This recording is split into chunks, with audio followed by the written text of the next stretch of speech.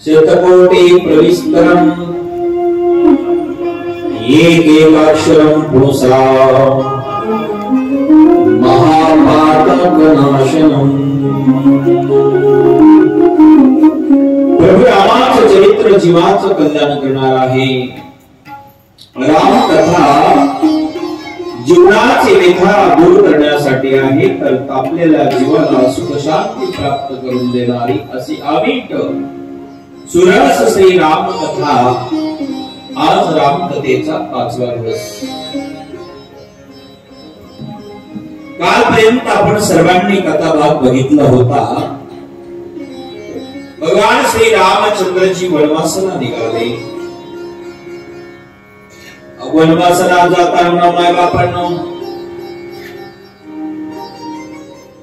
पहिला दिवस आहे शृंगवेरपूरला मुक्काम झाला. रामाच्या समवेत त्याच ठिकाणी रामाच्या समवेत सर्व प्रजा त्या ठिकाणी आलेली आहे. भगवान परमात्मा समजून सांगतात तरी ऐकत नाही. सुंदर भाव, सुंदर वातावरण, सर्व प्रजा समवेत शृंगवेरला पहिला मुक्काम झाला.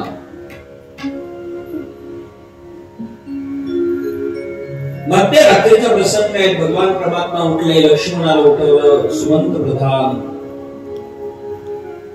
माता सीता, भगवान श्री रामचंद्रजी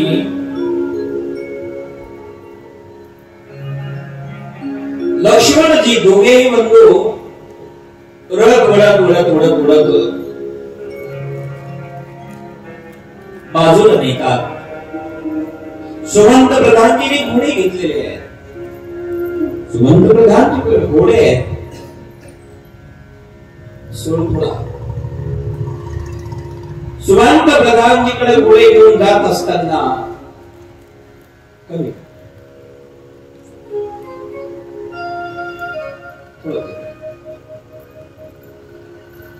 ज्यावेळेस घोडे धरून माय बापांनो सुमंत प्रधानजी येतात. माता सीतेला रथात बसवलं. मध्यरात्रीचा प्रसंग आहे. सगळे प्रजा झोपलेले आहेत. रामाच्या समवेत वनवासाकरता निघालेले प्रजाजन. भगवान परमात्मा रथात बसून सुमंताला सांगतात लांब जाऊन घोडे गळा घातले. जे बरोबर आले होते 14 वर्षासाठी त्यांना सोडून रामजी निघून जातात. सुमंताला सांगितलं की रथाचा मार्ग आम्ही त्याच्या दिशेने दाखवा. कारण प्रजाला वाटावा की या ठिकाणी भगवान श्री रामचंद्रजी अयोध्यात गेले असावे. सगळे प्रजा पुन्हा अयोध्यात जाईल. मार्ग रथाचा अयोध्येकडे दाखवला. भगवान परमात्मा वनवासात निघून जातात. दुसऱ्या दिवशी सकाळी सगळी प्रजा उठली. जागो रे भाई जागो जागो, भगवान श्री राम नहीं, लखन नहीं, जानकी नहीं, सुमंत जी नहीं, रथ नहीं, कहां गए होगे देख लो भाई. रथाचा मार्ग बघितला तर अयोध्याच्या दिशेने. लक्षात आलं भगवान श्री रामचंद्रजी अयोध्यात गेले असावे. प्रजा पुन्हा अयोध्यात आली. पाहिलं तर राम लक्ष्मण नाही आले.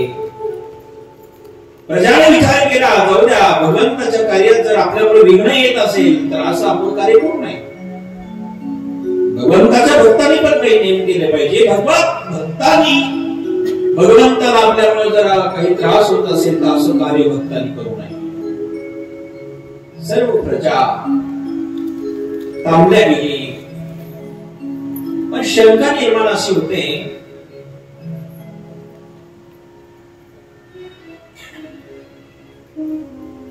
परिणाम माय बापांनो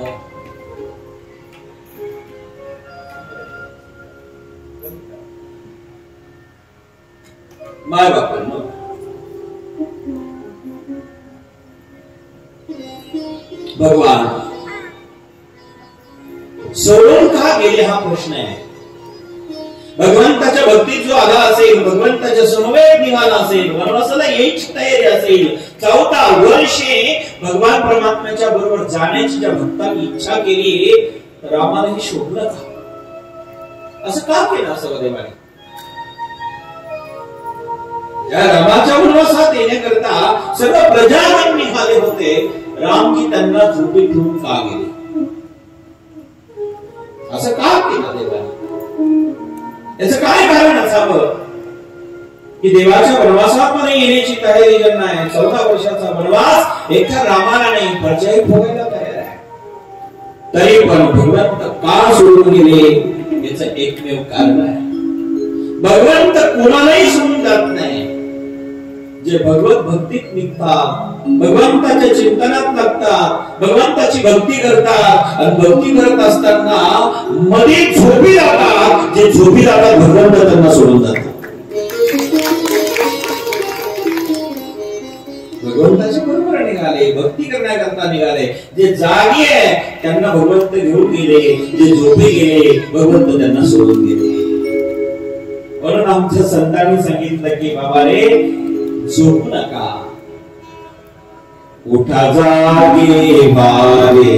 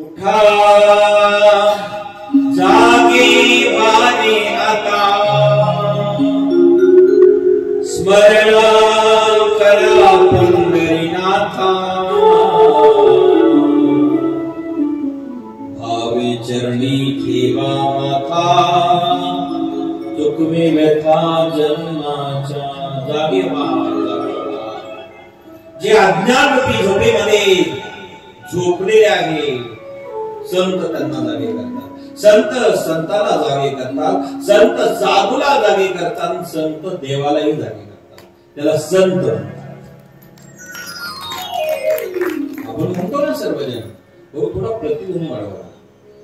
उठा साधू संत साधा आपला नेहित, उठा साधू संत साधा आपला नेहित, साधू संत साधा आपला नेहित, उठा साधू संत साधा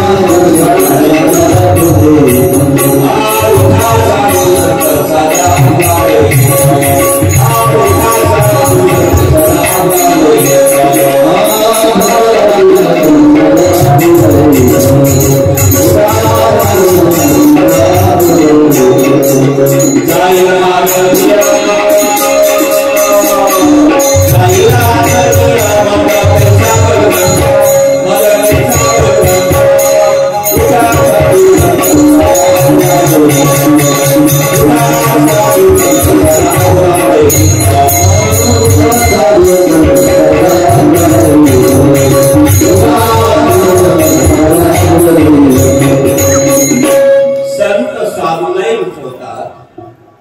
संत देवालाही उठवतात. उठा पांडुरंगा प्रभात समय पातला, वैष्णवांचा विणा गुण पाणी दाटला, वळवंटापासून महाद्वारापर्यंत सुरवरांची दाटी उमे जोडून हात. उठा पांडुरंगा, आता उठा देवा. म्हणजे संत देवाला उठवतात, संत संतांना उठवतात, संत साधूला उठवतात. का साधू संत साधा आपला हित जाय हान दिन मग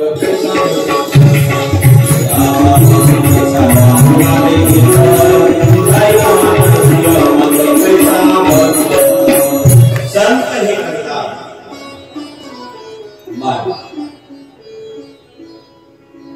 जे झोपलेले भगवंत त्यांना सोडून जातात, जे जागे आहे भगवंत त्यांना घेऊन जातात. म्हणजे भक्तीला निघालेल्या माणसांनी सावध राहायचं. आम्ही भक्ती करत आहोत, नगर हाती दुर्घटना घटी. भक्तीला निघाल सावधान नसेल, गाडी चालवणाऱ्यांनी सावध राहिलं पाहिजे. बोर्ड असतं आणि मायबाप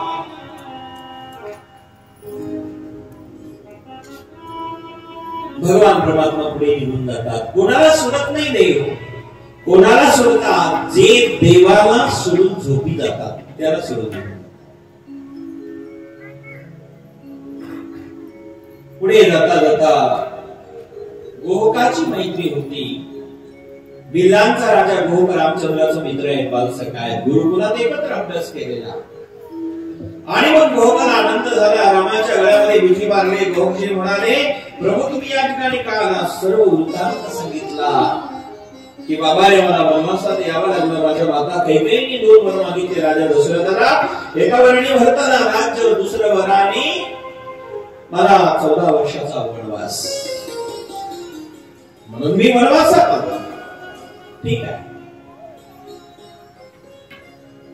प्रभू, तुम्ही माझ्या कुटीमध्ये राहा. माझा राज्यभार मोठं नाही, मी भिल्लांचा राजा गोहक आहे, सामान्य राज्य आहे प्रभू. पण तुमच्या योग्यतेचे जरी नसेल हे राज्य, पण तुमच्या मित्राचं राज्य आहे, स्वीकार करा. परिणाम भगवंत म्हणजे नाही रे, कारण 14 वर्षे मी कोणत्याही नगरामध्ये प्रवेश करणार नाही, कोणत्याही धातूच्या भांड्यात जेवणार नाही, धातूच्या वस्तूला स्पर्श करणार नाही, आणि 14 वर्षी कोणत्याही नगरामध्ये मी जाणार नाही. वर्ज आहे, वनवास आहे ना, राज्यसुख कोणच भोगायचे, वनवास. ठीक आहे प्रभू. कंदमुळ फळ भगवान परमात्म्याने खाल्ले, लक्ष्मणाला फळ दिले, लक्ष्मण म्हणाला नाही. कारण लक्ष्मणाने ज्यावेळेस राम म्हणाले यार तू येऊ नको, समाचार जब लक्ष्मण पाय, समाचार कळाला, त्यावेळेस लक्ष्मणाला परवानगी घेण्याकरता रामाने सांगितलं जा माता सुमित्रेची परवानगी घेऊन ये. माता सुमित्राकडे विचारलं, माते मी भगवान परमात्म्याच्या समवेत रामाच्या सेवेला 14 वर्षी जाऊ का? त्यावेळेस आईने सांगितलं जा, पण इतकी सेवा कर, इतकी सेवा कर, भगवान की इतनी सेवा करना, लखन इतनी सेवा करना, कभी सपने में भी ईर्ष्या मत करना बेटा. लखन कहता है माँ स्वप्न कब आता है? भले जब आदमी नींद लेता है स्वप्न आता है. लखन ने कहा माँ तेरा ये लखनलाल बेटा 14 साल के लिए नींद नहीं लेगा माँ, तो स्वप्न नहीं आएगा, तो ईर्ष्या का डर भी नहीं रहेगा माँ. राम जी के लिए 14 साल के लिए नींद का त्याग, नींद नहीं रहेगा तो स्वप्न नहीं आएगा, स्वप्न नहीं आएगा तो ईर्ष्या का डर नहीं रहेगा. माँ मैं आपकी कसम खा करके कहता हूँ 14 साल तक मैं वन में रहूंगा, सेवा इतनी करूंगा, लेकिन ईर्ष्या का डर का कोई बात ही नहीं माँ, क्योंकि मैं 14 साल तक नींद ही नहीं लूंगा माँ. माँ के आंखें भर आए, बेटा मैं आज धन्य हो चुकी हूँ, क्योंकि तेरी भक्ति देख करके, तेरी निष्ठा देख करके मैं धन्य हो चुकी. मैंने ऐसे बेटे को जन्म दिया है, ये मेरा स्वाभिमान है लखन, मैं तेरी माँ हूँ, क्योंकि राम जी के बारे में तेरी इतनी निष्ठा है.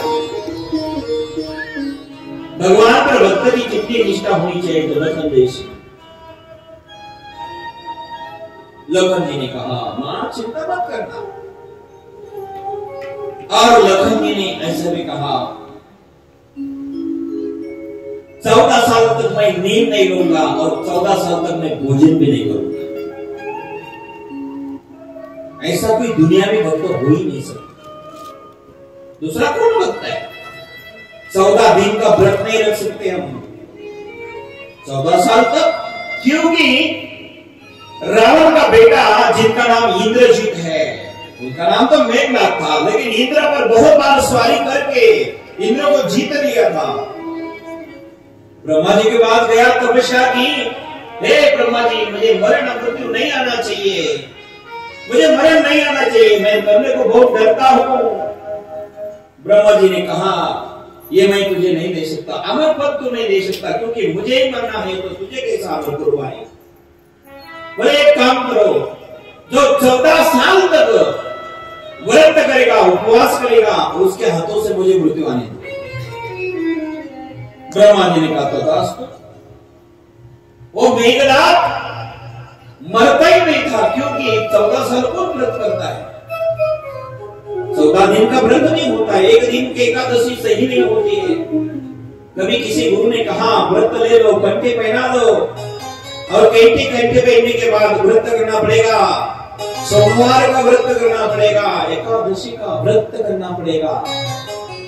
ये कच्चा भक्त होता है, पहली बार एकादशी पकड़ता है, शाम तक तो कैसा इधर उधर खा पी करके पकड़ लेता है, लेकिन शाम को बीवी को कहता है बहुत भूख लगी है, हर दिन खाता हूँ, एक दिन वैसा रह गया, फरार तो बहुत किया, लेकिन फिर भी मुझे ये नहीं बर्दाश्त हो रहा है, क्या करूं? उसकी बीवी कहती है जाने दो, लंबी कर दो।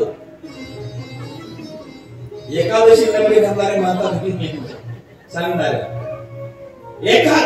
लंगड़ी एकादशी, मतलब एक दिन में एकादशी हम छोड़ देते हैं, ऐसे भगत हमें भगवान कैसे मिलने वाला है? तो एक दिन की एकादशी सही नहीं होती, 14 दिन तक उपवास नहीं कर सकते, 14 साल तक कौन करेगा? इसलिए मेघनाथ मरता नहीं था, इंद्र पर सारे करके जीत लेता था, उसका नाम था इंद्रजीत, मेघनाथ नाम था। लेकिन इंद्र को बहुत बार जिताया, बंदी खाने में डाल दिया, तो उनका नाम इंद्रजीत हो गया, टोपन नाम होता है। यही बात है, लखन ने 14 साल तक कुछ खाया नहीं, नींद लिया नहीं, ऐसा त्यागी दुनिया में कोई हो ही नहीं सकता, क्योंकि राम भगवंत है, लक्ष्मण संत है, भगवान के पास इतना बड़ा त्याग नहीं हो सकता, उतना त्याग संत के पास होता है, इसलिए भगवान आराम से सो जाते हैं। राम जी ने फल खाए, लखन जी ने फल नहीं खाए। राम जी सो गए, लखन जी पैरों की सेवा कर रहे हैं, कुछ खाना नहीं, पीना नहीं, सोना नहीं, इतना बड़ा त्याग दुनिया में लखन के सिवा कोई कर नहीं सकता। वो दिन चला गया, सुबह उठ करके नैया मांगने के लिए केवट के पास गए। एक केवट भाई गंगा जी के पास आए, अरे जाना उस पार भाई, केवट जी हमें उस पार जाना है, हमें उस पार जाना है भाई, जाना गंगा पार, खड़े हम दीन जने, उस पार जाना हमें छोड़ देगा, मागी ना मांगे भगवान का अपना, मागी ना आना, मागे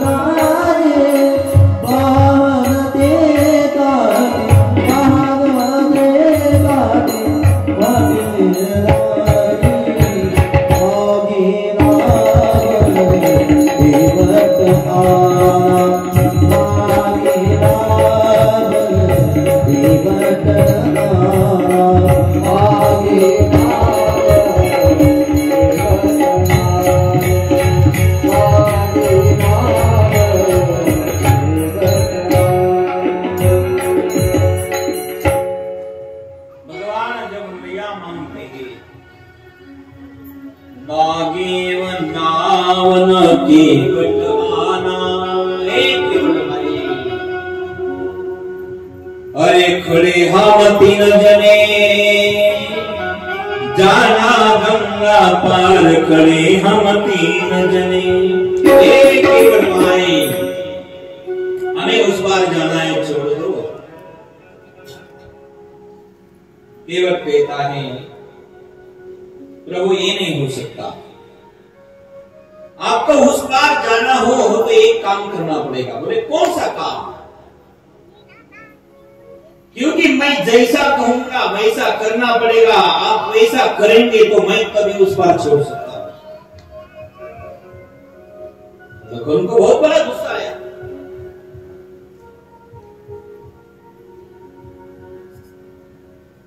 लखन कहता है एक केवट तेरे निजात, स्वयं सरकार तेरे सामने खड़े हैं, नैया मांग रहे हैं, फिर भी तो कहता है कि मैं जैसा कहूंगा वैसा तुझे करना पड़ेगा, तभी मैं उस पार छोड़ सकता हूं। ये कौन सी बात करता है भाई? ये कोई बात करने का ढंग सही नहीं है। केवट कहते हैं आप बीच में मत बोलना, आपको अधिकार नहीं बीच में बोलने का, आप बीच में नहीं बोलना जी। ये मेरा और भगवान श्री राम जी का मामला है, आप बीच में मत पढ़ना।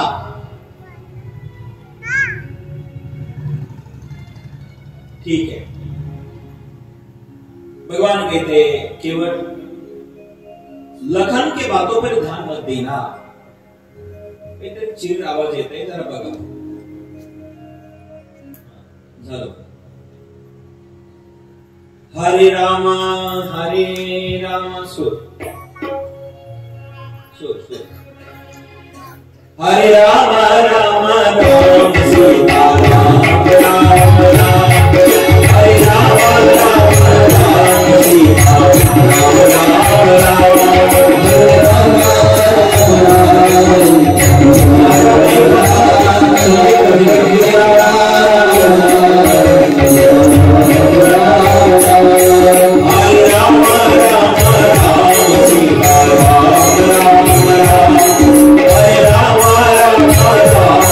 राम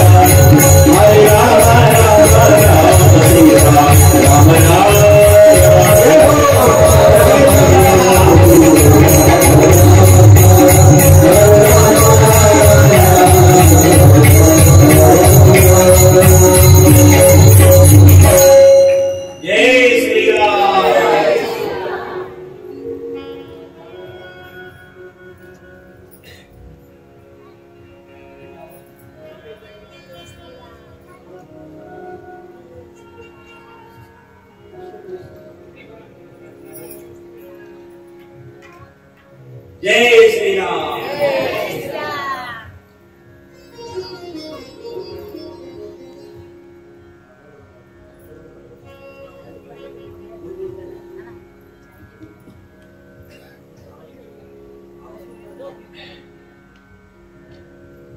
श्री राधे गोविंद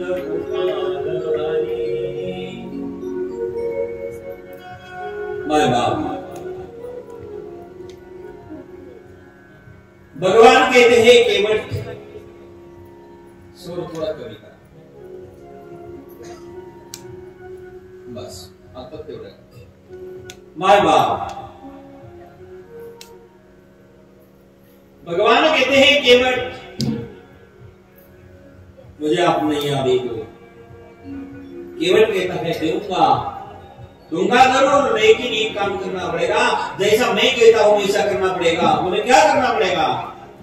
आपके पैर मुझे धो देने पड़ेगा। भगवान ने कहा कोई बात नहीं, धो लो। भगवान की मीट में केवल दूर गया था। लखन जी ने कहा भैया आपने इनको पैर धोने के लिए बोला है, तो ये उधर क्यों जा रहा है? पैर तो धोना चाहिए, उधर क्यों जा रहा है? नाम क्या होता? भगवान कहते हैं एक केवल दूर गए तो ना। अरे वहां क्यों जा रहा है भाई? उधर कहां जा रहा है? अरे वहां क्यों जाता है तू? कहां जा रहा है तू?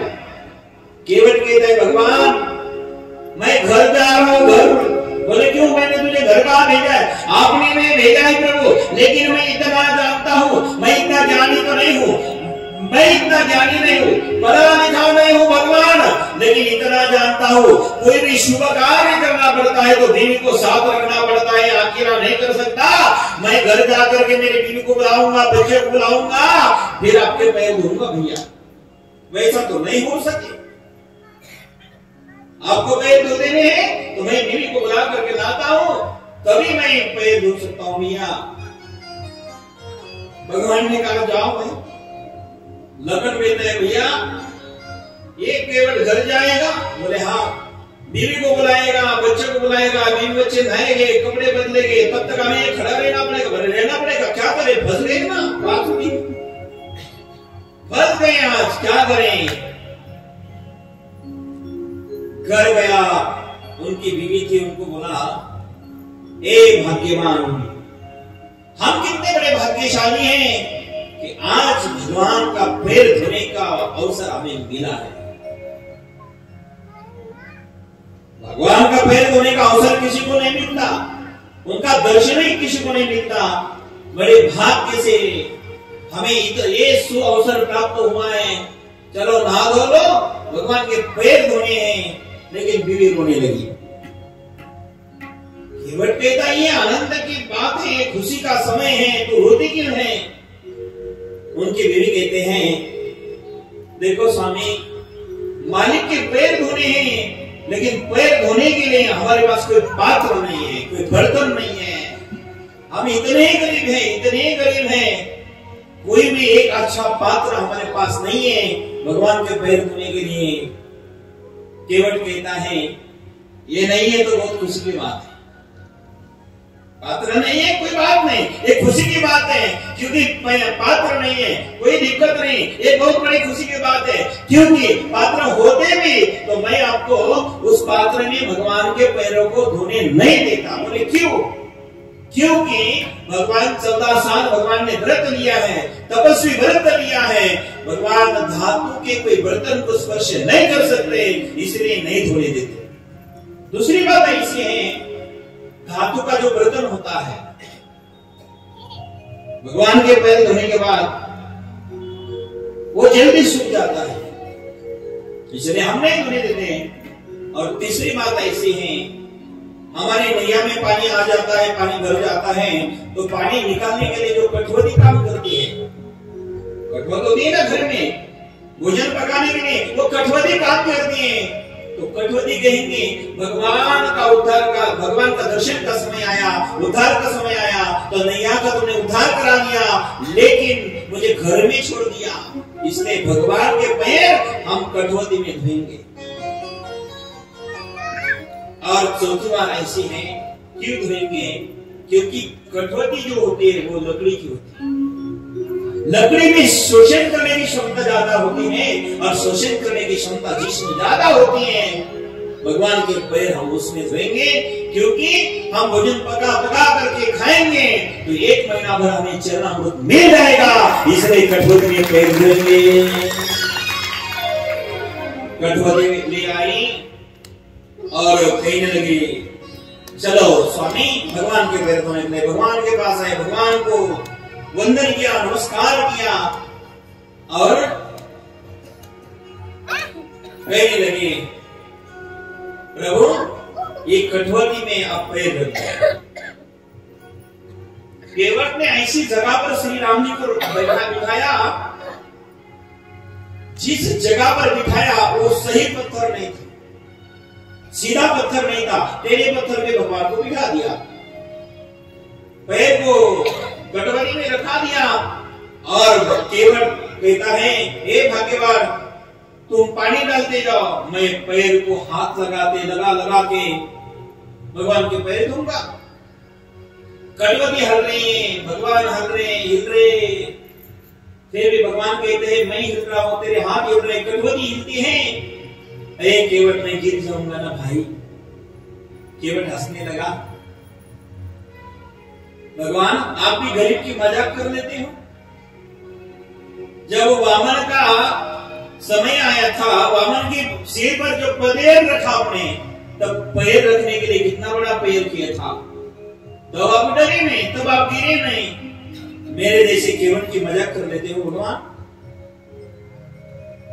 और गिरने का डर है तो एक काम करो ना, मेरे हाथों में कठौती है, मेरी बीवी भी पानी डाल रही है, आपके पैर मेरे कठौती में है, और आप हिलते, मेरे हाथ हिलते, कटोरी हिलते, आपको डर लगता है। तो एक काम करो ना, आपके हाथों में हाथ, दोनों हाथ तो अपने कोई काम करते नहीं है, वो तो खाली काम में पड़े हुए है ना, तो दोनों हाथों से हमारे दोनों के सिर अच्छे तरीके से धर लो, आपका डर खत्म हो जाएगा, हमारा भाग्य उदय हो जाएगा। आप दोनों हाथों से, एक हाथ मेरे बीवी के सिर पे रख देना, एक हाथ मेरे सिर पे रख देना, अच्छी तरीके से पकड़ना, क्योंकि डरने का डर आपका खत्म हो जाएगा, आप डरेंगे नहीं, डरने की कोई चीज बात नहीं रहेगी, और हमारा ही जन्म जन्मी का भाग्य खुल जाएगा। प्रभु एक करो ना। भगवान रोने लगे आनंद से, धन्य है केवट की भक्ति।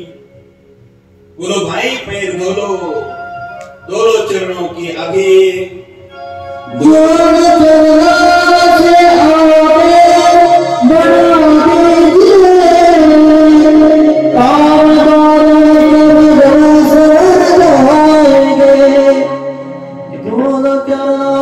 आगे बढ़ा दीजिए, काम दोनों सवर जाएंगे। मेरे चरणों की महिमा सुनिए प्रभु, और लकड़ी मेरे मेरे चरणों की महिमा सुनिए प्रभु, और लकड़ी मेरे सुनिए प्रभु,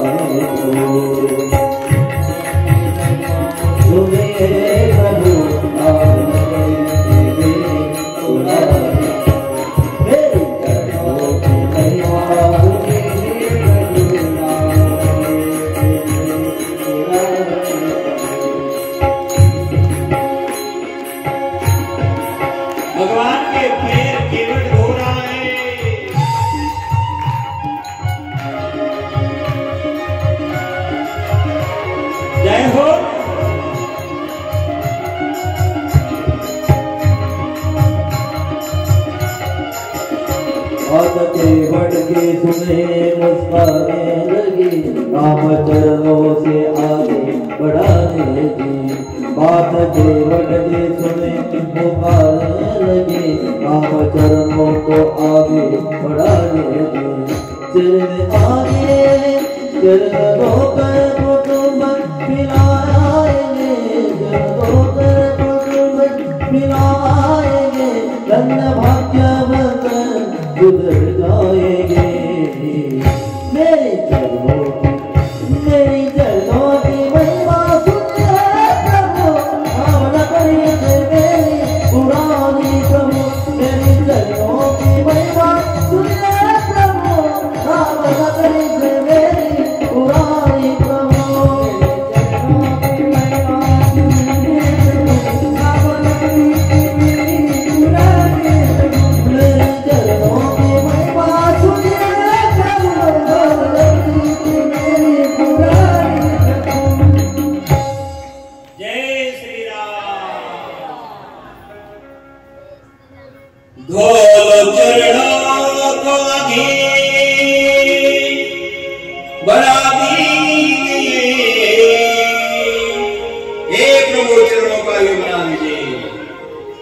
भगवान ने चरणों का आगे किया और भगवान को केवल कहता है, मैंने चरणों की महिमा सुनी है प्रभु, नाव लकड़ी की मेरी पुरानी प्रभु। बात केवट की सुन मुस्कुराने लगे, राम चरणों को आगे बढ़ाने लगे। भगवान कहते केवट धो लो पैर, कोई बात नहीं। भगवान के पैर केवट ने धो लिया और पैर धोने के बाद केवट कहता है, प्रभु केवट नीचे सो गया और केवट ने कहा, आपको नैया में बैठना है प्रभु,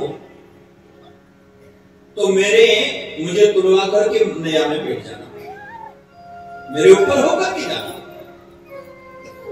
भगवान कहती ये कैसी बात करता है केवट? बोले बिल्कुल सही कर रहा हूं। केवट सो गया और कहने लगा भगवान को, मेरे ऊपर होकर के नैया में बैठ जाना। बोले क्यों? क्योंकि इस केवट को अहंकार नहीं होना चाहिए कभी। मैंने भगवान के पैर धो दिए, मैंने भगवान के पैर धोए, ये अभिमान में होना चाहिए। या अभिमान को दुर्वा भी चले जाओ प्रभु, तो ये केवल जीवन में धन्य हो जाएगा। अहंकार को दुर्वा दो, अभिमान को दुर्वा दो। आदमी का अहंकार अपना पतन कर लेता है। मैंने भगवान की भक्ति की है, मैंने भगवान का भजन किया है, मैंने व्रत किया है, मैंने पंडर की बारी की है। जब अहंकार आ जाता है ना, भगवान को अहंकार नहीं समझा। भगवान ने कहा ठीक है। दूसरी बात केवल कहता है, आप मेरे ऊपर नहीं जाएंगे प्रभु, तो दूसरे एक डर का है, दूसरे एक बात का डर है प्रभु। कौन से बात का? क्योंकि आपके चरणों में जादू है। आपके चरणों की मट्टी जिसको लगती है ना, उसकी नारी हो जाती है प्रभु। आपके चरणों की मट्टी जो जिसको भी लग जाते हैं, पत्थर को लग जाते हैं तो उससे नारी पैदा होती है। पत्थर से लकड़ी की नैया तो बहुत नरम होती है प्रभु, और इसकी नारी बन गई तो घर में एक नारी, ये एक नारी, एक को समझना मेरे को माफ होगा, ये मेरे से होता नहीं है प्रभु। एक नारी को मैं एक बीवी को नहीं समझ सकता, दो नारी को कहां समझ सकता है प्रभु? घर में एक नारी हो जाएगी तो सारी फजीती हो जाएगी प्रभु, ये नहीं हो सकता। क्योंकि आपके चरणों में जादू है, जिस पर लगते हैं ना, शिवता शिला मैना विसुवा, शिवता शिला मैना विसुवा,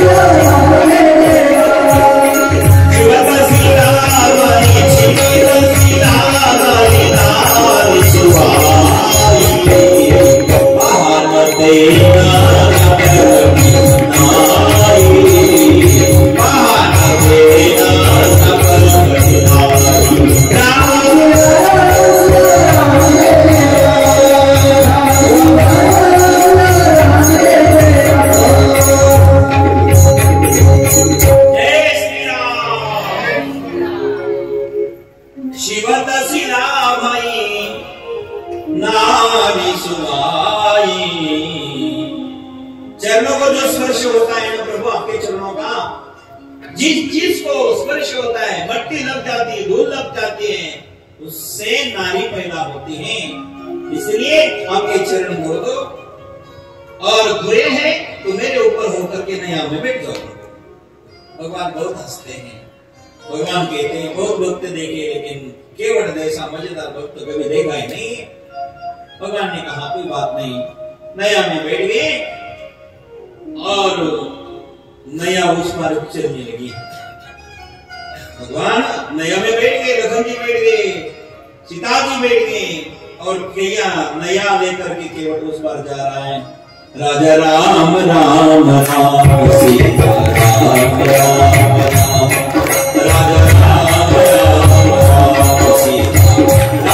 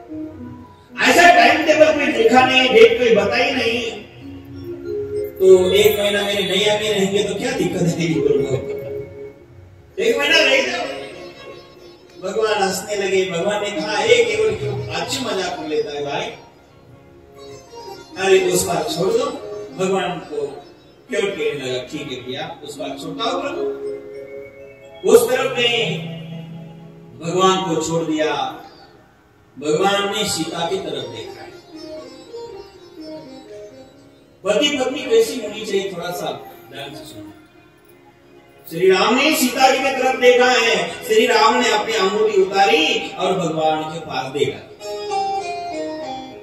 सीता जी ने अंगूठी उतारी, बोले भगवान के पास दे डाली, क्योंकि भगवान कुछ बोले नहीं, सिर्फ देखा था, इशारा किया था, देखने के बाद सीता जी समझ में आ गई। सीता की बात, क्योंकि हमारे पास कोई धन नहीं है, कोई पैसा नहीं है, इतनी सोने की अंगूठी थी वो भी दे देती।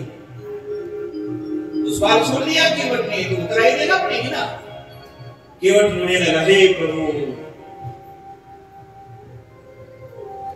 मैं आपसे कोई उतराई नहीं लूंगा प्रभु, पैसा नहीं लूंगा, धन नहीं लूंगा, द्रव्य नहीं लूंगा प्रभु, क्योंकि उतराई में कुछ लूंगा ही नहीं। बोले क्यों? क्योंकि हम दोनों का बिजनेस एक जैसा है। जिनका बिजनेस एक जैसा होता है ना प्रभु, उनसे वो लेते नहीं है। नाई से ना नाई ले, धोबी से ना धोबी, इन जातियों को कोई पता नहीं। नाई से ना नाई ले, धोबी से ना धोबी, नाई से नाई नहीं, धोबी से धोबी नहीं।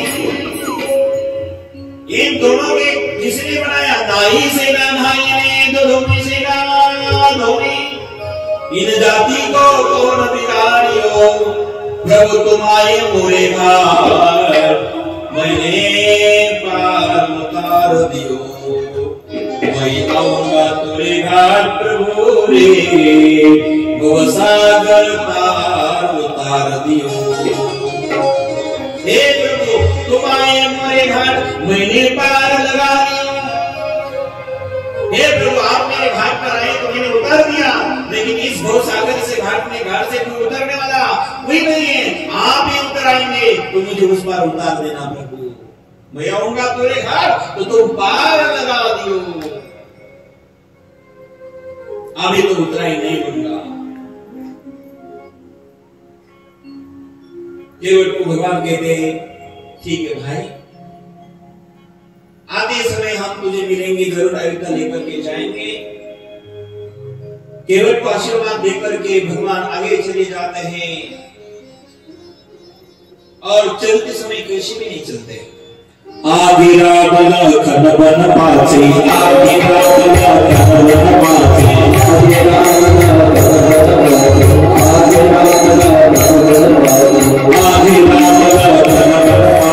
तापस वेश विराज ततासे,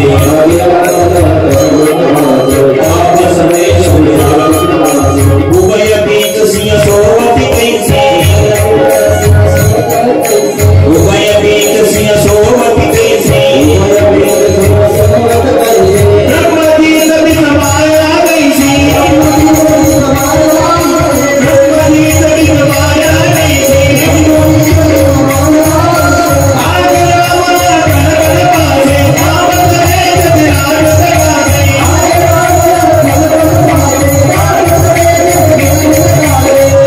रावण खन बन पाचे, तापस वेश विराज ततासे।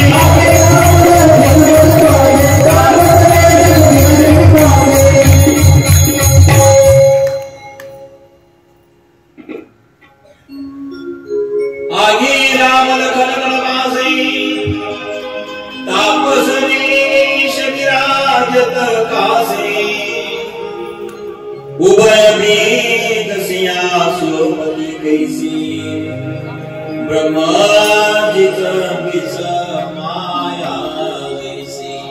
कैसे भी नहीं चलते भगवान, आगे राम जी चलते, आगे राम लखन बनवासे, सबसे आगे राम जी, उसके पीछे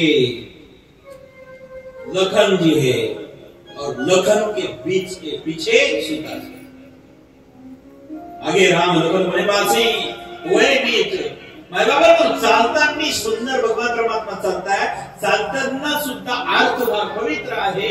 भगवान परमात्मा पुढे चालत असताना लक्ष्मण सीता मागे, भगवान श्रीराम पुढे आणि मध्ये सीता चालायला लागली, मागे लक्ष्मण जी चाले। उभय बीच सीता, उभय बीच सिया सोवति कैसी। जय हो।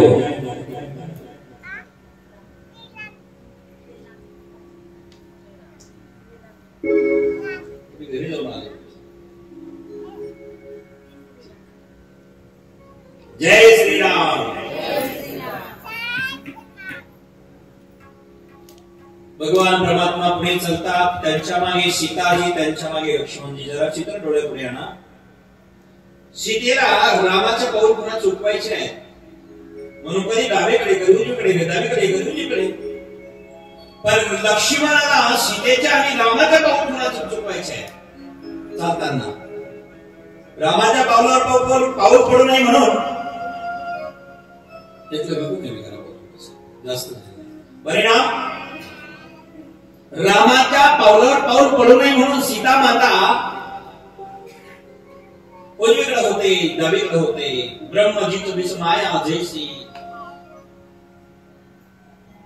पण लक्ष्मणाला मात्र राम दिसत नाही, कारण सीता मध्ये येते ना. कारण सीता पाऊल पुन्हा चुकवण्याकरता इकडे तिकडे बघते. मग रामाचं दर्शन होत नाही म्हणून लक्ष्मण डावीकडे उजवीकडे चालतात. याचा अर्थ काय? राम भगवंत आहे, लक्ष्मण संत आहे. संताला ज्यावेळेस भगवान परमात्मा दिसत नाही त्यावेळेस ते डोकं पाहतात, कारण मायारूपी सीतामध्ये येते आडवी म्हणून दर्शन लवकर होत नाही. मायारूपी सीता जीवरूपी लक्ष्मणाला रामरूपी भगवंताचं दर्शन होत नाही. म्हणून आये राम लखन बन पासे तापस मेच विराजत कासे उभय मीच सीता सोबती गैसी ब्रह्मजित विस्माया जैसी. पुढे चालता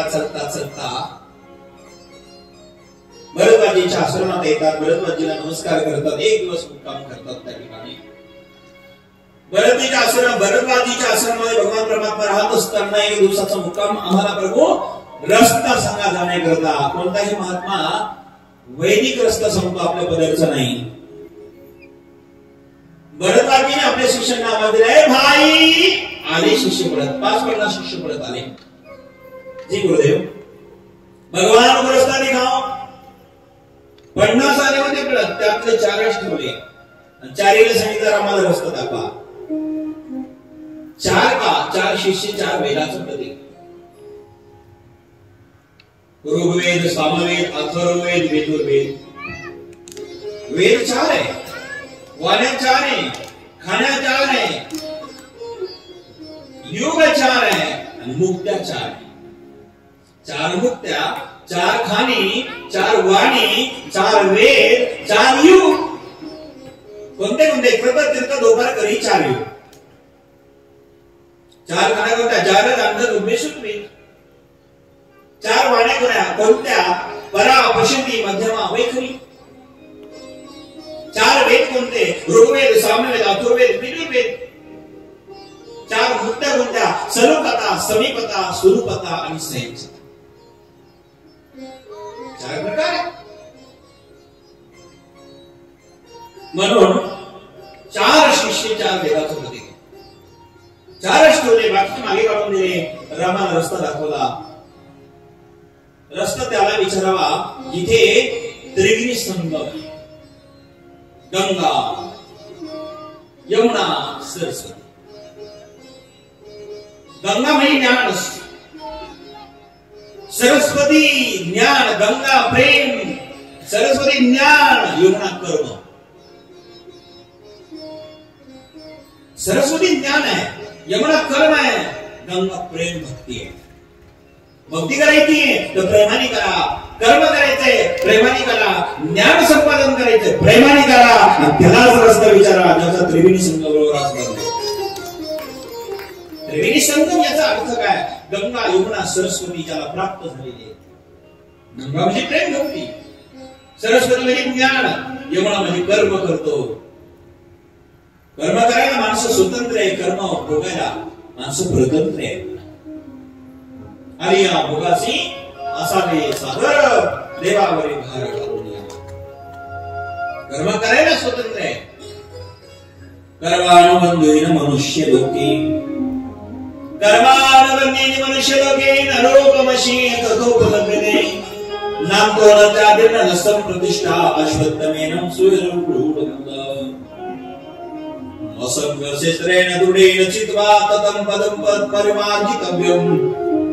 यस्मिन् गतां निवर्तन्ते भूयः. यस्मिन् गतां, मायबाप या ठिकाणी कर्म करायला माणसं स्वतंत्र आहे, कर्म भोगायला माणसं स्वतंत्र आहे. म्हणून त्रिवेणी संगमावर जसा आश्रम आहे अर्थात गंगा ज्याला प्राप्त झाली, सरस्वती, गंगा म्हणजे प्रेम भक्ती, सरस्वती म्हणजे ज्ञान, यमुना म्हणजे कर्म. कर्म करतो, कर्म करून प्रेम मिळतं, कर्म करून ज्ञान मिळतं आणि कर्म करून भगवंताची भक्ती मिळते. त्याला रस्ता विचारा, अर्थात सद्गुरूला रस्ता विचारा, बाकीचं कोणाला विचारून काय फायदा. म्हणून मायबाप भरतराजाला रस्ता विचारला, राहण्याच्या ठिकाणी त्या ठिकाणी वाल्मिकीला विचारलं. वाल्मिकी म्हणाले एक काम करा, चित्रकूटगिरी गर्व निवासा, चित्रकूटगिरी गर्व निवासा, चित्रकूटगिरी गर्व निवासा, चित्रकूटगिरी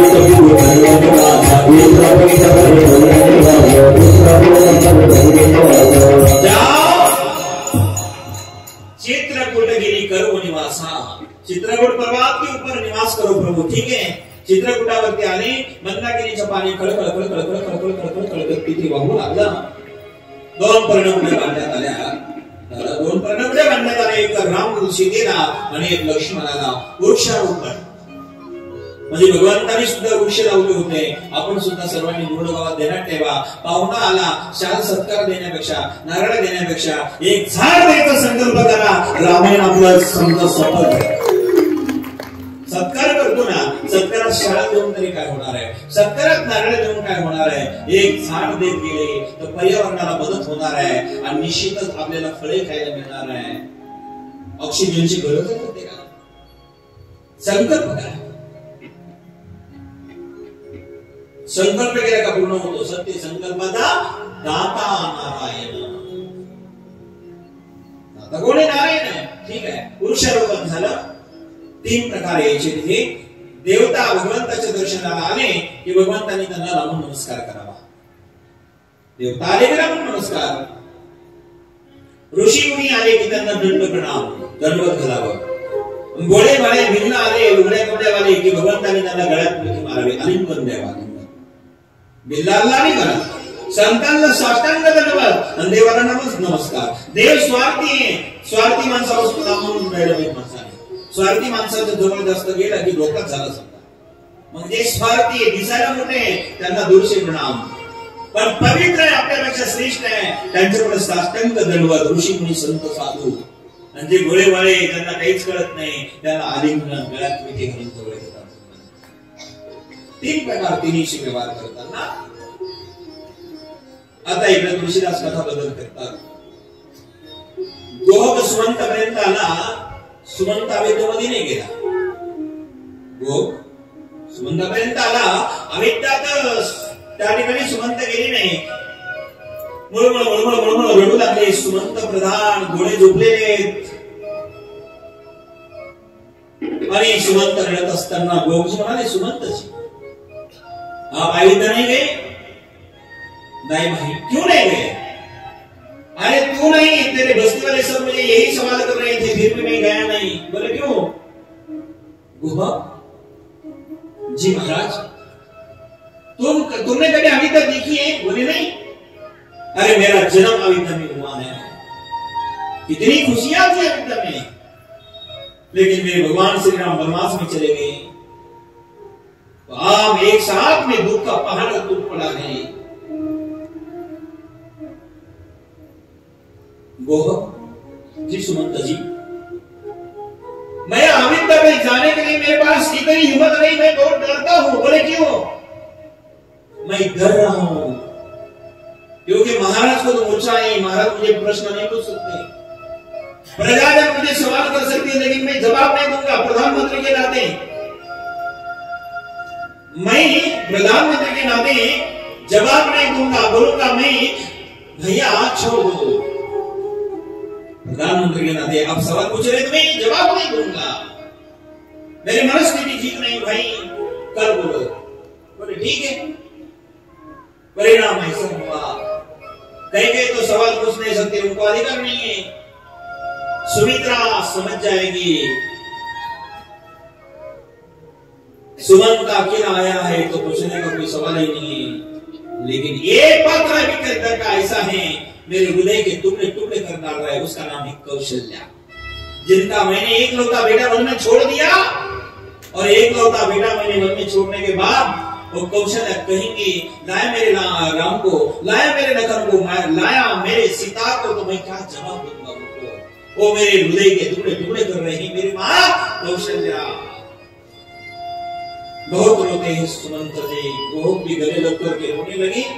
फिर भी महाराज संभालिए आप आपको, आप प्रधान है, मुख्य प्रधान है, दशरथ के मित्र भी है महाराज जी के। राम जी वनवास में चले गए, भरत ऋतुसूदन तो मामा के गांव में चले गए, तो महाराज जी का आपके सिवा कोई आधार देने वाला नहीं। महाराज आप अयोध्या लौट करके चले जाना। वो ने समझाया, सुमंत ने माना और सुमंत जाने लगा। आधी रात बीत गई थी, मां देख रहे थे मेरे राम जी आ जाएंगे, अभी मेरे राम आएंगे, मेरे राम आएंगे, मेरे जानकी बहू आएगी, सीता आएगी, लखन आएगा। मां रो रही थी। रघुनंदन पाएंगे, रघुनंदन पाएंगे, रतकारे तुम्हारी रघुनंदन पाएंगे। सुमंता तुरंत का अंदाज नहीं, माझा रघुनंदन पाएंगे ना। अव सूर्यवंशी नारायणा, सूर्यवंशी नारायणा, माझा राघव जातो वना, सूर्यवंशी दीन करा, तापो नको रे भास्करा। हरि भक्ति माता धरणी माय बहिणी, सांबरावा कोदंड पाणी, सूर्यवंशी दीन करा, माझा राघव जातो वना। माता रडत असताना सुमंतला विचारलं, लाया मेरे नाम को, लाया लखन को? सुमंत कहते हैं नहीं माँ, तेरे में से कोई नहीं आया माँ, 14 साल तक कोई आने वाला नहीं माँ। माँ सर पटक पटक कर रो रही है रथ के पास जाकर के। दशरथ महाराज जी को बात समझ में आ गई। दशरथ जी ने कहा, लाया मेरे नाम को? नहीं महाराज। लखन को? वो भी नहीं आया। सीता? वो भी नहीं आया महाराज। नहीं आई? नहीं महाराज। 14 साल के पहले तीनों में से कोई नहीं आएगा महाराज। नहीं आएगा सुमंत? नहीं महाराज। नहीं आएगा? नहीं महाराज। दशरथ पागल झाले सारखे करू लागले। पागल झाल्यासारखी वार्ता दशरथ महाराज करतात। सुमंत जी महाराज, सुमंत जी सरकार, कौशल्या जी प्रभु, सुमित्रा जी मालिक। वो दीवार पर क्या है? दीवार है महाराज। सुमंत तू बताओ, दीवार है सरकार। कौशल्या तू कहे दो, उस दीवार पर क्या है? दीवार है महाराज। सुमित्रा तू बता दे, दीवार है महाराज। नहीं नहीं नहीं, आप झूठ कहते हैं, आप झूठ बोलते हैं। वो देखो, वो देखो, ते बघा त्या समोरच्या भिंतीवर काय? काय नाही महाराज, भिंत आहे. नाही होते भिंतीवर का? भिंत आहे महाराज. सुमंता त्या भिंतीवर काय? भिंत आहे सरकार. कौशल्या तू सांग त्या भिंतीवर का? भिंत आहे महाराज. सुमित्रा तू सांग, भिंत आहे महाराज. नाही नाही नाही, तुम्ही खोटे बोलतात, खोटे बोलतात सर्वजण तुम्ही. ते बघा त्या भिंतीवरती ते अंधारी बाबा सर्व मुलांचे बरोबर जळू लागले. बाबा सर्व जळू लागला. अंधारी बाबा जळू लागले. मारताना जीवनामध्ये जी घटना घडलेली असती ना, ते सर्व समोर येते. सायरा वैरा होऊ लागले, कावरे वगैरे बोलू लागले. त्यांना ती घटना कळाली आणि अंधारी बाबा शाप देऊ लागले. राजा दशरथा, तुला 4 मुलं होतील, पण अंतकाळी पाणी पाजण्याकरता एकही राहणार नाही. ते बघा अंधारी बाबाला शाप देऊ लागले आणि त्यांची चिता बरोबर अग्नी पेटते. ते बघा राजा पागल झाल्यासारखा करू लागला आणि 6 वेळेस रामाचं नाव घेतलं आणि राजा गदप्राण झाला. कही राम कही राम राम कही राम राम कही राम कही राम कही राम राम कही राम कही राम राम राम कही राम कही राम राम कही राम कही राम कही राम राम कही राम राम कही राम कही राम राम कही राम राम राम कही राम राम राम कही राम राम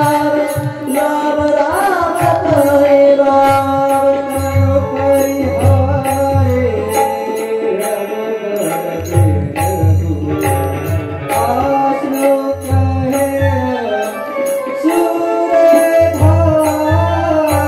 राम राम कही राम कही राम राम कही राम राम कही राम कही राम राम कही राम राम कही राम कही राम राम कही राम राम राम कही राम राम कही राम राम. 6 वेळेस रामाचं नाव घेतलं. राजा दशरथ गदप्राण झाला. राम राम कही राम राम कही कही राम कर पर परिहार गोबर रे राम गए हो सूर राम. 6 वेळेस रामाचं नाव घेतलं राजा दशरथाने. 6 वेळेस रामाचं नाव घेतलं. गदप्राण राजा दशरथ झाला. 6च काव. कारण रामाचं नाव 6 वेळेस का घेतलं याचं कारण आहे राम सीतेला तिघांना आठवलं, तिघांना बघितलं म्हणून 6. बघितलं कोणाला? सुमंत, कौशल्या आणि सुमित्रा. सुमंताला बघितलं, कौशल्याला, सुमित्राला बघितलं. आठवलं कोणाला? रामाला, सीतेला, लक्ष्मणाला. तिघांना बघितलं, तिघांना आठवलं. मिळून झाले 6 म्हणून रामाचं नाव 6 वेळेस. दुसरं कारण रामाला आज वनवासात 2 दिवस 6 झाले म्हणून 6 वेळेस. तिसरं कारण रामाचं नाव 6 शास्त्राचं मूळ आहे म्हणून 6 वेळेस. राम राम कही राम कही राम राम कही राम तनु पर बिरहा राम गए सुधा. गदप्राण झाला राजा. कोणी असू द्या महाराज जावाचं लागतं. तो काया नगर का सौदागर तुझे अपने बदन पे जाना है. तो काया नगर का सौदागर तुझे अपने बदन पे जाना है. काया नगर का सौदागर तो काया नगर का सौदागर काया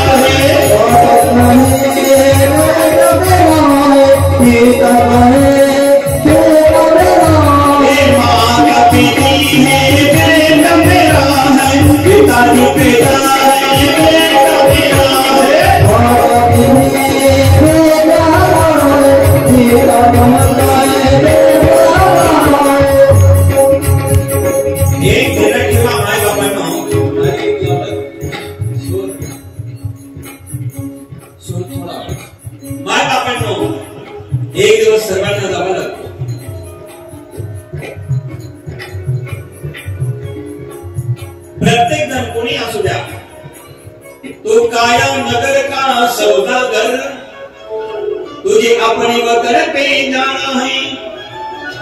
एक दिवस प्रत्येकाला जावं लागणार आहे. माँ कहती है बेटा मेरा है, बेटा कहता है माँ मेरी है. नहीं माता का नहीं पिता का, ये तो जन्म देने का नाता. माय बाप प्रत्येकाला जावं लागतं. क्या भरोसा है इस जिंदगी का, साथ देते नहीं वो किसी का. सर्वांना एक दिवस जावाच लागतं. राजा दशरथ गप्राण झाले आणि राजा सर्वांना सोडून निघून गेले. गुरुदेवाच्या कर्वे ज्या क्रिया करायच्या त्या केल्या. तेलाच्या नावेमध्ये राजाला ठेवण्यात आलं. बरंचसं प्रमाणात बोलून आणलं. भरता कर्वे राजाचा अंतविधी झाला. सर्वांनी सांगितलं आता तू राज्याचा स्वीकार कर. भरत म्हणला नाही. ही राजगादी कोणाची आहे? रामाची आहे ना. मग रामाच राजा होणार आहे मी नाही. रामाच्या भेटी करता भरत निघाला. दशरथाची क्रिया झाल्यानंतर राज्य स्वीकारलं नाही. चित्रकूट पर्वतावर जात असताना जरा आपण चित्र ओळखलंय ना. राम भगवंत आहे, भरत संत आहे. भगवान श्रीराम रूपी श्रीरामाला भेटायला जायचं असेल तर संत रूपी भरताच्या समवेत केलं पाहिजे. जगत हे कोर्ट आहे, ईश्वर न्यायाधीश आहे. जगत कोर्ट आहे, ईश्वर न्यायाधीश आहे. आणि विश्वरूपी न्यायाधीशाकडे जीवरूपी आरोपीला जायचं असेल तर संत रूपी वकिलाच्या संगतीत जा. जगतरूपी कोर्टात निर्दोष होते समजा. भरत संत आहे, जीव आरोपी आहे. राम भगवंत आहे, ईश्वर न्यायाधीश आहे. जगत कोर्ट आहे, जीव आरोपी आहे, संत वकील आहे. जीवरूपी आरोपीला संत रूपी वकील मिळाले तर मग जगतरूपी कोर्टामध्ये विश्वरूपी न्यायाधीशाकडे योग्य न्याय मिळणार. निघाला भरत. भरताच्या समवेत सर्वच निघाले. सीताराम सीताराम सीताराम कहिए, जय विजय राम काय विजय. सीताराम सीताराम सीताराम कहिए, जय विजय राम काय विजय.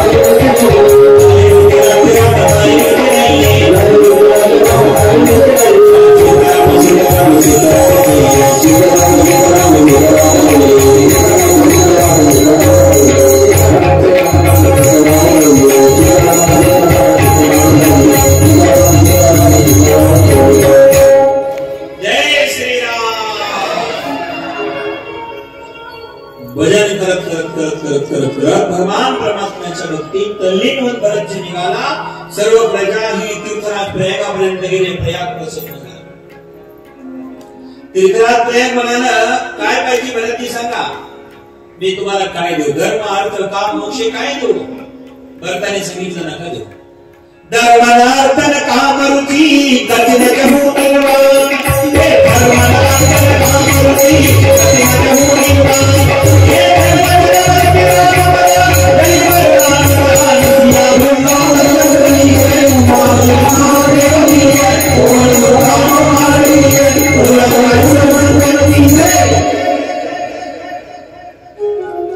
मला धर्म नको, काम नको. धर्मार्थ काम तुझी गती न चहू निर्माण जन्म जन्मर ती राम पद तो येई वरदान आनसिया रामचंद्र की हे प्रभु मला तेही नको। चित्रकूट पर्वतावरती जातात, राम भरताची भेट होते, गळ्यात पडतात। भरत राज्याचा स्वीकार करत नाही, रामाला आग्रह केला, राम परत येत नाही। रामाने भरताला सांगितलं भरत जाऊन तू राज्याचं शासन कर। भरत म्हटला नाही प्रभू, राजगादी तुमची, मी कसं बसणार गादीवर, मग सवाल कर, ठीक आहे आधार द्या, पादुका काढल्या, आधार दिला, पादुका डोक्यावर घेतल्या। भरत रामाला भेटून पुन्हा विद्यात आला, नंदीग्रामात ठेवल्या, पादुका असल्यावर ठेवल्या।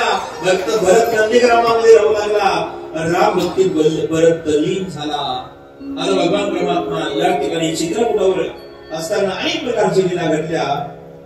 शेवटी अगस्तीला राहण्याचा आता शेवटचं वर्ष होतं। ठिकाण विचारलं अगस्तीला, आम्ही कुठे राहावा? त्यावेळेस अगस्ती महाराज म्हटले महाराष्ट्रामध्ये राहतात, दंडकवनामध्ये। दंडकवनामध्ये राहा, तिथं दंडकवनामध्ये एक गंगाची वाहते, तिचं नाव गोदावरी।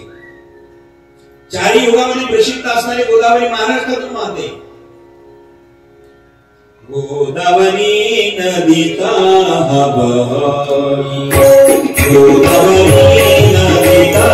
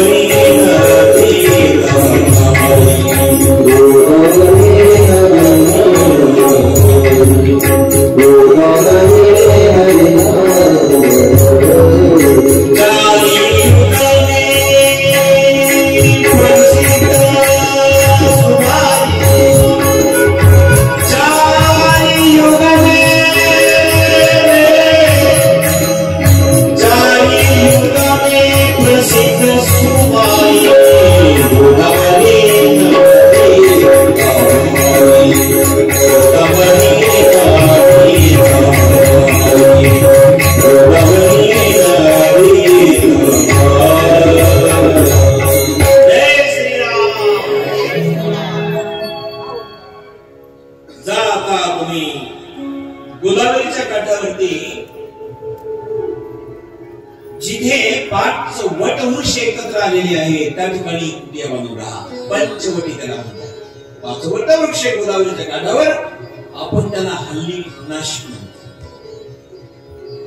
तिथे राहा। गोदावरी नदीतः वही 4 युग में प्रसिद्ध सोआई, दंडकवन प्रभु पुनीत करो। त्याला दंडक म्हणायचे. शाप लागलेला होता, उग्र शाप म्हणे बर करवो, शापमुक्त करा आणि गोदावरीच्या काठावरती तिथे निवास करा. ठीक आहे, भगवंत आले, 2 पर्णकुट्या बांधण्यात आल्या आणि आज भगवान परमात्मा गोदावरीच्या काठावरती विश्राम घेत आहे.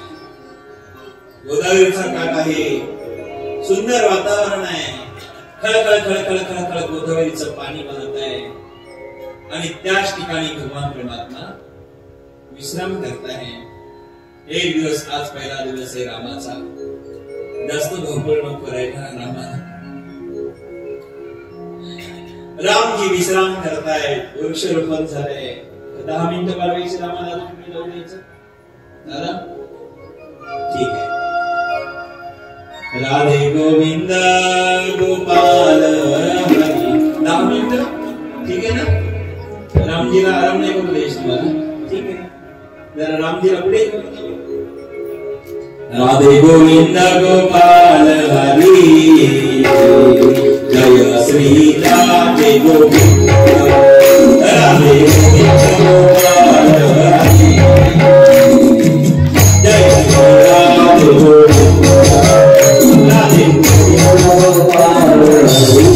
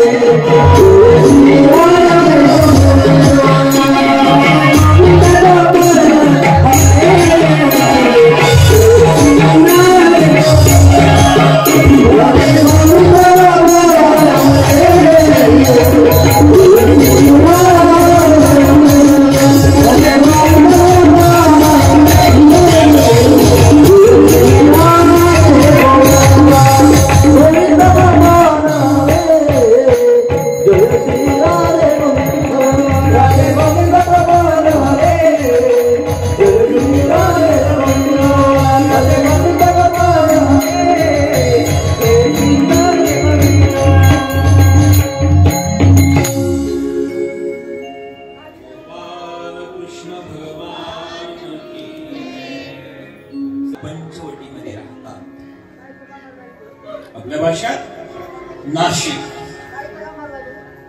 गोदावरी नदी का बहाई, चार युग में प्रसिद्ध सुनाई. दंड गमना प्रभु पुनीत होकर, दंडकुण प्रभु पुनीत करा. भगवान परमात्मा तिथे राहतात. एक दिवस त्या जंगलामध्ये शूर्पणखा आली आणि शूर्पणखेने त्या ठिकाणी कंदमूळ आणायकरता लक्ष्मण गेलेला आहे. नीट लक्ष द्या सगळ्यांनी. बोलो जय श्रीराम. आवाज नाही तुमचा व्यवस्थित. जय श्रीराम. नाही हो. जय श्रीराम. मागच्याच कमीच. जय श्रीराम. धन्यवाद. परिणाम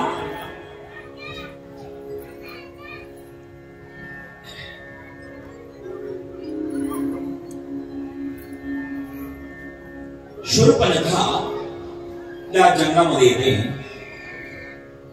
ज्या जंगलामध्ये लक्ष्मण कंदवळ फळ आणायला आहे. दंडपणामध्ये लक्ष्मणाला शूर्पणखेने बघितलं. धावणार खाण्याकरता हातामध्ये धनुष्यबाण होता. तिने विचार केला, खायला गेले तर मी गेले समजा. त्याच्या हातात पिस्तूल आहे, त्याचे कोण नांदा करू. धनुष्यबाण त्याच्या हातात आहे, घाबरली. मग सुंदर रूप धारण केलं तिने. सुंदर रूप धारण करून नटून थटून आली. होती विधवा असून नटून आले आणि लक्ष्मणाच्या समोर गेली. सांगितलं, प्रभू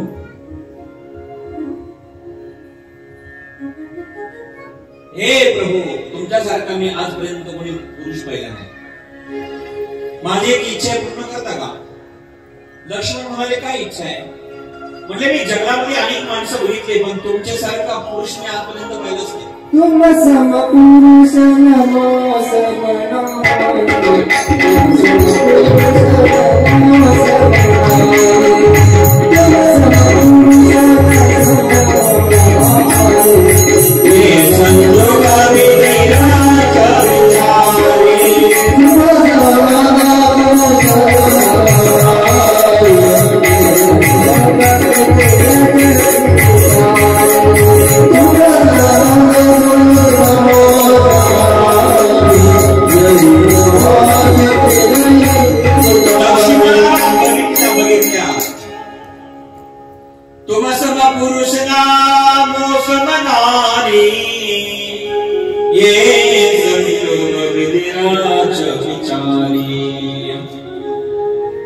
विधीचा विधान असावा. हे संयोग विधिराच्या विचारी, विधिराच्या विचारी. तुमच्यासारखा पुरुष पाहिला नाही, माझ्यासारखी स्त्री तुम्ही पाहिली नसेल. लक्ष्मण म्हणाले, तुझं म्हणणं काय. काही नाही, माझ्यासोबत लग्न करता का. डायरेक्ट इनडायरेक्ट पहिल्या भेटीत झाले, जंगलामध्ये भेटले आणि म्हणाले की लग्न करता का. लक्ष्मण म्हणाले, बरेच प्रस्ताव लग्न आम्हाला जंगलामध्ये भेटले, घेऊन येणारे, पण लग्नाचं पहिला दिवस. 13 वर्षे झाली, 14व्याला सुरुवात झाली, पण पहिल्यांदा लग्नाचा प्रस्ताव आला. लक्ष्मण संत आहे. लक्ष्मण म्हणाले, माझ्या संग जर लग्न केलं तर तुला माझी, रामाची आणि सीतेची सेवा करावी लागेल. जर तू रामासंग लग्न केलं तर मग मी सीतेची, रामाची, तुझी सेवा करेल. मी सेवक आहे, राम मालक आहे. लग्न सेवकासंग करते का मालकासंग. ती म्हणले, असं आहे का. मग तिकडे जाते. तिकडे गेले, रामाकडे गेले. रामाला सांगितलं, मी प्रभू तुमच्या संग लग्न करायला आले. कोणी पाठवलं. लक्ष्मणाने नावही सांगितलं. राम म्हणाले, ठीक आहे, तू आली, बरे झालं, माझ्यासंग लग्न करायला हरकत नाही, पण माझ्या सगळं लग्न करायला हरकत नाही, पण माझी पत्नी धडधडीत तिथं बसलेली आहे ना. ज्याला पत्नी आहे त्याच्या सगळं लग्न करून काय फायदा आहे. सीतई सीतई प्रभु के बाता जाव लखन मेरा कुंवारा भ्राता. अगं माझी पत्नी धडधडीत तिथं बसलेली आहे, माझ्या सगळं लग्न करून काय फायदा होईल. मग तो सीतेची सवतीन होईल. ते म्हणले असं आहे का. नको म्हणले सवतीन व्हायला, मला मालकीन व्हायचंय. सवतीन कोणीच नाही म्हणाले, मालकीन व्हायचंय. असं आहे का. मुला तिकडे गेली. लक्ष्मणाला सांगितलं रामाला आधीच्या ऑलरेडी पत्नी आहे, त्याच्या सगळं लग्न नाही करणार, मी तुमच्या संग करणार. कारण त्यांचं लग्न झालेलं आहे, तुम्ही कुवार आहे. राम कुवारा का म्हटले हो. लक्ष्मण कुवार आहे का. त्याची उर्मी लावली ते तरी पण राम खोटे का बोलले. देवाला शोधलं का. कारण राम असं का बोलले याचं कारण समजून येत. कारण ती म्हणाली माझ्यासारखी सुंदर स्त्री नाही होती विधवा आणि म्हटली मी कुवारी. राम म्हणले मग तू विधवा असून कुवारी आहे ना. माझा भाऊ लग्न झाला असून कुवार आहे. काय लटका तुका लटक्या सगळे लटक्या भावे वर्तत ती कुवारता म्हणतात ना. जसंच तसं बस कळलं तुम्हाला. ही विधवा आहे, सुंदर रूप धारण करून गेली. भगवंत म्हटले माझा भाऊ मग उर्मिला जरी आहे तो कुवाराची. ठीक आहे. तिकडे गेली. लक्ष्मणा सगळं लग्न घेणार. लक्ष्मण म्हणाला माझ्या संग लग्न करून काय फायदा होणार आहे. मी तर ऑलरेडी रामाचा सेवक आहे, सीतारामाची सेवा करतो. आणि जर माझ्या संग लग्न केलं तर त्यांची तुला करावं लागेल, माझी सेवा करावी लागेल. असं आहे का. मग तिकडे जाते. इकडून तिकडं तिकडून तिकडे इकडून तिकडं तिकडून इकडं 2-4 वेळेस झालं. तिला राग आला. खऱ्या स्वरूपात धावली. कारण कामापुरा नाम भयामुळे एकदा कामिक झालं की भय आणि लज्जा वाटत नाही. परिणाम धावली. शिकेच्या चरणावरती शिकेला वाटला. रामाने केला भैया भगवान भावी के तरफ भाग होइए. भैया आगे स्टॉप ये हाथ धनुष्य घेतला. बाजूला बाण काढला. एक बाण मारला.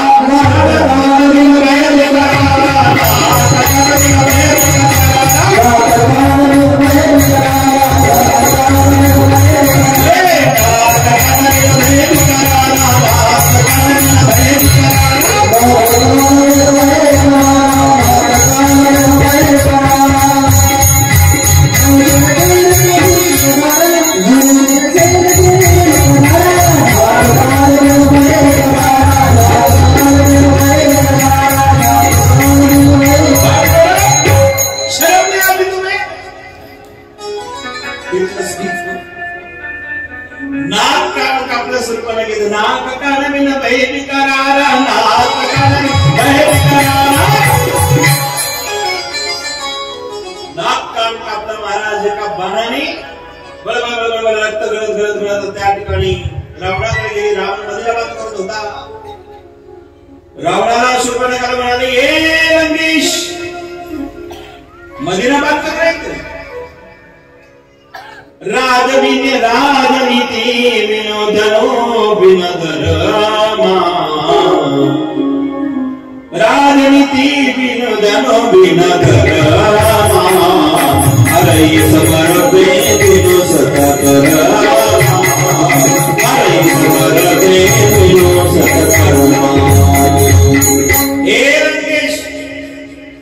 राजनीति बिन धन बिन धर्म हारनी समर्पे बिन सत्कर्मा. राजनीति बिन धन बिन हारनी समर्पे बिन सत्कर्मा.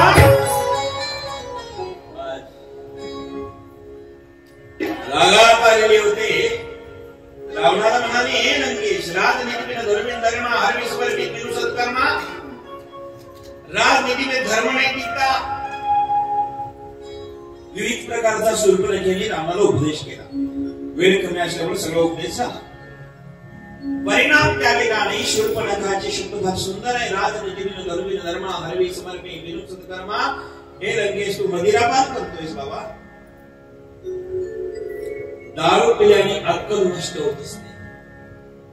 दारू गांजा मत पियारो अक्कल गुम हो जाती है. अपने बड़ों का नाम करने मत आती है. दारू गांजा मत पियारो अक्कल गुम हो जाती है. अपने बड़ों का नाम करने मत आती है. माणसाने दारू पिऊ नये, गांजा पिऊ नये, तंबाखू खाऊ नये, बीडी पिऊ नये. तंबाखू वळोनी काळीना जो दूर उडेल ते घर येणी पापा. माणसाने करू नये, मदिरापान करू नये. तर रावणाने सांगितलं ते सगळं ठीक आहे दिदी, पण तुझं नाकम काम कुठं गेलं? त्यावेळेस सांगितलं लंकेश मेरे नाक कट गई, फिर भी तू पूछता है नाक तेरे कहाँ चले गए? सर्व सांगितलं की मी जंगलात गेले होते, तिथे 2 राजकुमार आलेले, त्यांच्या समवेत एक सुंदर स्त्री आहे, तुझ्या करता चोरण्याकरता गेले, त्यांनी माझे नाक कान कापले. असं आहे का? ठीक आहे. रावण म्हणाला देवी चिंता करू नको. पहिल्यांदा खरदूषण गेले, त्यांचे कल्याण केलं. रावण म्हणाला तुम्ही येतो, रस्ता दाखव. रावण मारीच मामाकडे गेला. मारीच मामाला रावणाने नमस्कार केला. मारीच मामा म्हणाला हा लंकेश मला नमस्कार करू लागला. जो माणूस कधीच कोणापुढे वाकत नाही, कोणापुढे नम्र होत नाही, कोणाला प्रेमाने बोलत नाही, असा माणूस जर प्रेमाने बोलायला लागला, कधी न वागणार वाकायला लागला, कधी न जवळ येणार जवळ आला, समजा संकट तुमच्यावर आला. कारण रावण मामाकडे गेला, नमस्कार केला आणि सांगितलं मामा नमस्कार. का आला लंकापती? एकच काम आहे. काय काम आहे? जंगलामध्ये 2 तपस्वी आलेले आहेत, त्यांच्या संग जगात सुंदर नाही अशी सुंदर स्त्री आहे, तिला चोरून आणायचंय. मारीच मामा म्हणाले तुम्ही राम लक्ष्मणाच्या बाहेर नाही बोलत. रावण म्हणाले तुम्हाला कसं माहिती? गेलो होतो एकदा पराक्रम करायला, विश्वमित्राच्या यज्ञाच्या वेळेला गेलो होतो, पण एका बाणाने अग्निबाणाने स्वभावाचा नाश केला आणि बिगर डोक्याच्या पानाने मला समुद्राच्या पलीकडे पाठवलं. विरुपरवान रामते मारा सदैव जनता सागर परा, विरुपरवान रामते मारा सदैव जनता सागर.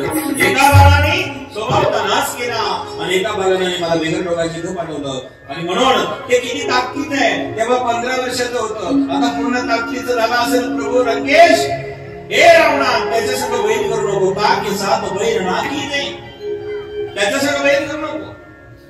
ठीक आहे मामा, जर तुम्हाला मदत करायला नाही आला हरण होऊन सोन्याचं, मी तुला इथं मारणार. मामा म्हटलं झालं, मी जर सोन्याचं हरण होऊन गेलो तर राव मारणार, नाही झालं तर रावण मारणार. मरण निश्चित झालं. मग मला रामाच्या हाताने मरायचं की रावणाच्या?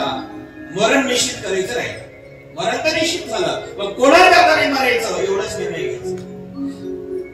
तसंच आपलं आहे. आपण भक्ती केली, हरिपाठ काकडा, भजन केलं तरी मरण येणारच आहे. आणि भजन परमार्थ कथा नाही ऐकले, कीर्तन नाही ऐकले, परमार्थ नाही केला तरी मरण येणारच आहे. निर्णय मारीचा सारखा घ्यायचा. आपल्याला भक्ती करून मरायचं का तसंच मरायचं? लक्ष देते ना? मारीच मामा म्हणाला ठीक आहे मी हरण म्हणतो सोन्याचं. सीता हरणाकरता मारीच मामा सोन्याचं हरण झाला. पंचवटीमध्ये सीता माता आहे, राम लक्ष्मण आहे. सोन्याचं हरण म्हणून मारीचाला सुंदर असं मृग होतं. त्या हरणाला बघितल्या सीता रामाला म्हणू लागली की हे प्रभू हे हरण मारून मला आणून द्या. माणसाच्या 3 गोष्टी फार महत्वाच्या असतात, विचार, उच्चार आणि आचार. ज्याचा विचार बिघडला त्याचा उच्चार बिघडतो, ज्याचा उच्चार बिघडला त्याचा आचार बिघडतो. विचार, उच्चार आणि आचार या तिन्ही बिघडल्या त्या जीवन भ्रष्ट झालं. सीतेचा विचार बिघडला हरण मारावा, मुखातून उच्चार झाला प्रभू हरण मारून आणून द्या. 2 गोष्टी बिघडल्या सीतेचा. एक बाकी राम म्हणाले ठीक आहे जातो. भगवान श्रीराम हरणाच्या मागे गेले. लक्ष्मणाला सांगितलं इथं रक्षण कर. आणि मग हरणाच्या मागे जिथे राम गेले थांबले गोदावरीच्या कडेला त्या गावाचं नाव ठाण पडलं. पहिलं ठाण आहे संवत्सर कोकमठाण, दुसरं मातूर ठाण, तिसरं नागमठाण, चौथं बाधाठाण आणि 5वे ते भामाठाण. जिथं राम आले होते ते भामाठाण. असे 5 ठाण. देव घुमले म्हणून घुमन देव, देवाने कमाल केले म्हणून कमल, हरणाने कमाल केले म्हणून कमल देव, देव थांबले म्हणून श्री देव गाव. देवाला हरणाला बाण मारला, बरगडी लागला, बगडी कागद गाव झालं. हरणाचं डोकं तिथं पडलं, त्याचं नाव टोकं. जिथं काया पडली ते कायगाव पोको, प्रवार संगम, नगर संभाजीनगरची पण. गोदावरीच्याकडे इतिहास करून आपल्या महाराष्ट्रातला आहे. जिथं डोकं पडलं त्याचं नाव टोकं झालं, जिथं काया पडले ते काय कपडावाला समजा.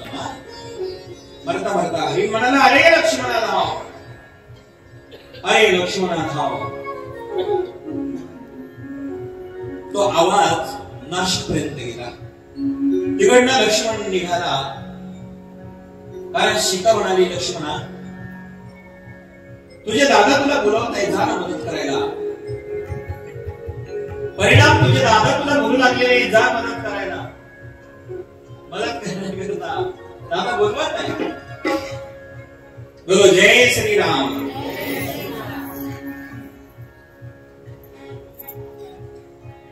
मदत करण्यासाठी जा म्हटल्यानंतर लक्ष्मण म्हणाला, आवश्यकता नाहीये. तितक्यात आवाज आला, लखन मुझे बचाओ, लखन मुझे बचाओ.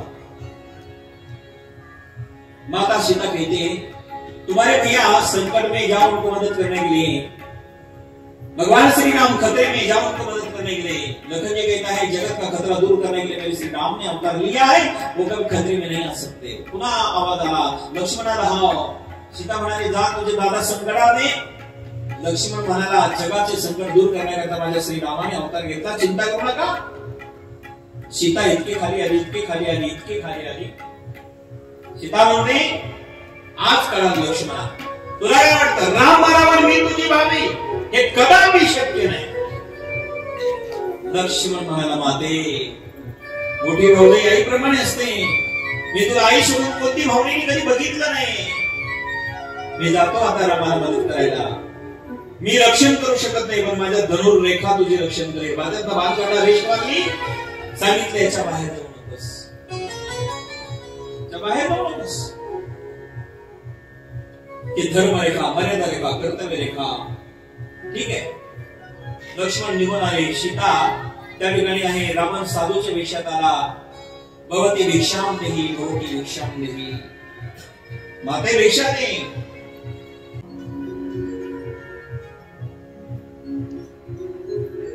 माता सीता हातात कटोरे घेतलं.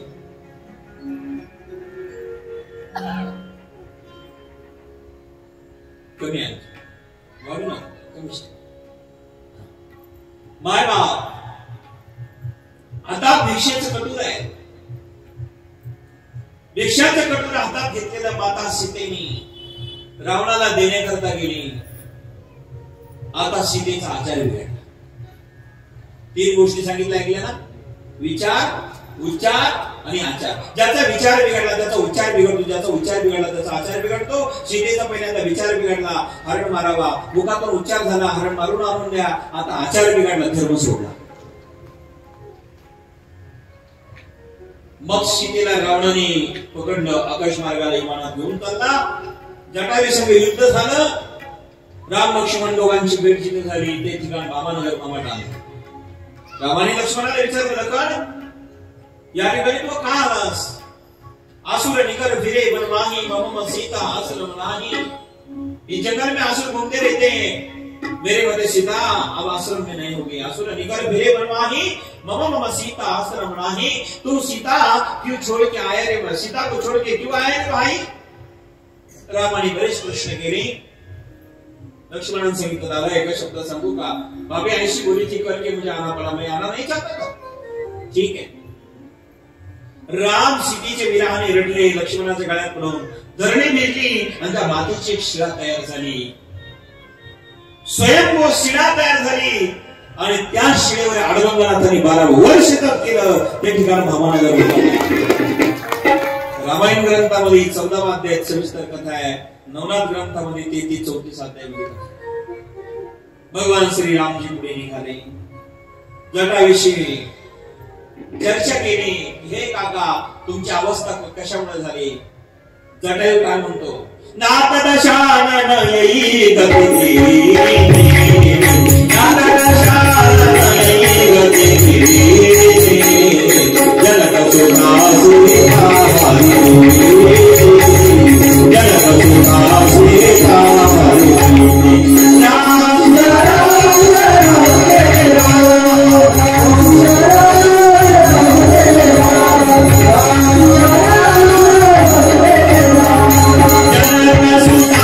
सीता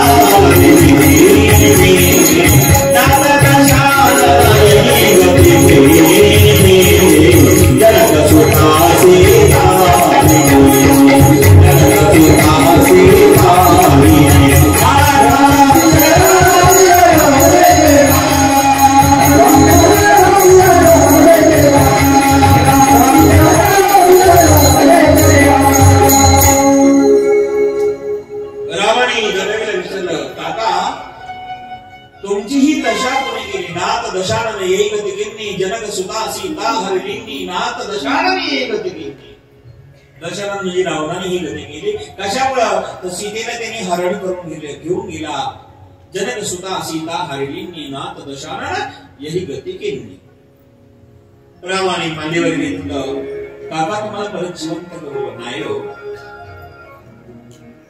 कारण अंतकालेच मामेव स्मरण उत्तवा कलिगलम ये प्रयाते स्मत्भवाम या ते नास्तत्र संशयः अंतकाळी नाव जरी मुखाला आलं त्याचं कल्याण होतं प्रभू मी तुम्हाला पाहता पाहता अमरधामाला जातोय आता जीवन नको ठीक आहे जटायूचं कल्याण केलं आणि जटायूने सांगितलं जा शबरी संघ शबरीचं कल्याण करा शबरी तुमचं पुढचं मार्गदर्शन करेल भगवान म्हणाले ठीक आहे शबरी मातेकडे श्रीरामजी निघाले माता शबरी रामाची वाट पाहते आणि रामाला भेटायचं असेल शबरीला तर उद्या बरोबर 7:30 वाजता राम आणि शबरीची भेट होणार आहे आजची कथा या ठिकाणी विराम घेते जय श्रीराम